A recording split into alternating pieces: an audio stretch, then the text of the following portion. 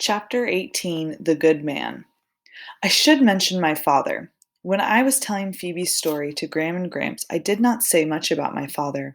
He was their son, and not only did they know him better than I, but as Graham often said, he was the light of their lives. They had three other sons at one time, but one son died when a tractor flipped on him. One son died when he skied into a tree, and the third son died when he jumped in the freezing cold Ohio River to save his best friend. The best friend survived, but my uncle did not. My father was the only son left, but even if the other sons were still alive, my father might still be their light, because he is also a kind, honest, simple, and good man.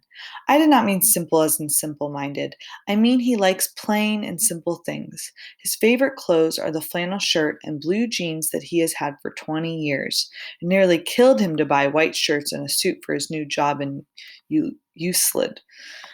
He loves the farm because he could be out in the real air, and he wouldn't wear work gloves because he liked to touch the earth and the wood and the animals. It was painful for him to go to work in an office when he moved. He did not like being sealed up inside with nothing real to touch. We'd had the same car, a blue Chevy, for 15 years. He couldn't bear to part with it because he had touched and repaired every inch of it. I also think he couldn't bear the thought if he sold it. Someone might take it to the junkyard. My father hated the whole idea of putting cars out to the pasture.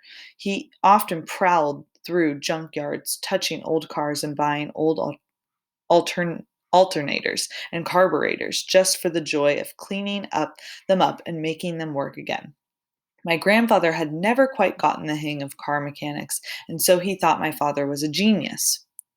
My mother was right when she said my father was good. He was always thinking of little things to cheer up someone else. This nearly drove my mother crazy because I think she wanted to keep up with him, but it was not her natural gift like it was with my father. He would be out on the field and seeing a flowering bush that my grandmother might like, and he would dig the whole thing up and take it straight over to my Gram's garden and replant it. If it snowed, he would be up at dawn to trek over to his parents' house and shovel out their driveway.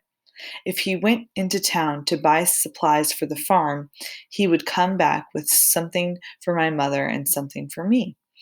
They were small things, a cotton scarf, a book, a glass paperweight, but whatever he brought, it was exactly the thing you would have selected yourself.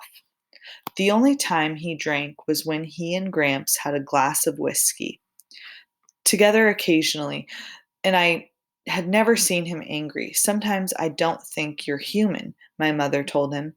It was the sort of thing she It was the sort of thing she said just before she left, and it bothered me because it seemed as if she wanted him to be meaner, less good.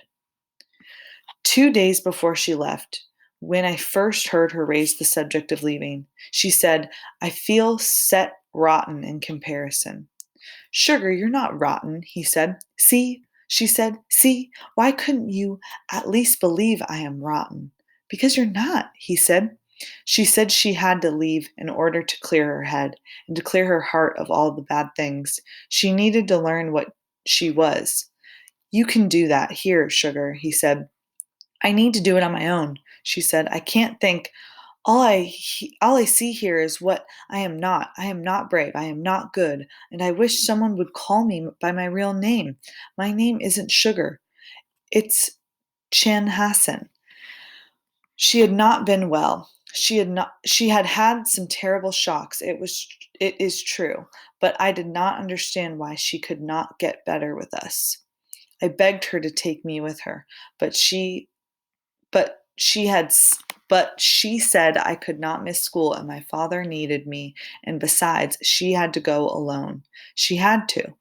I thought she might change her mind or at least tell me when she was leaving, but she did neither of those things. She left me a letter which explained that if she said goodbye, it would be too terribly painful and it would sound too permanent. She wanted me to know that she would think of me every minute and that she would be back before the tulips bloomed.